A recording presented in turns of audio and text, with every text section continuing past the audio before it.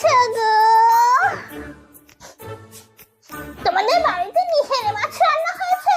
সারা ঘরটা কেমন নিহেরে মাছের গন্ধ বেরোচ্ছে।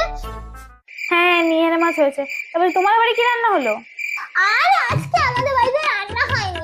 ওই পার্লের বাড়ি আছে না, ওই বউঠার কিসব দাদা না ভাইটাই কিসব এসছে, তাই জন্য ওই তো মাছের মাথার ডাল, আলু ভাজা, পটল চিংড়ি, মাংস সব রান্না করেছিল, তাই আমাদের বাটি করে দিতে। গরম গরম একদম খেয়েছি ওই রকম। এ বাবা, এই খাবারগুলোই যে এক সপ্তাহ আগে ওই নাতির জন্মদিনে তো আমরা গিয়ে খেলাম।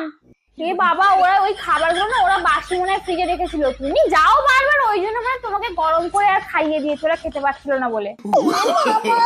No, no, no, no. আমি একটু আসছি, হ্যাঁ, একটু চলে আসো।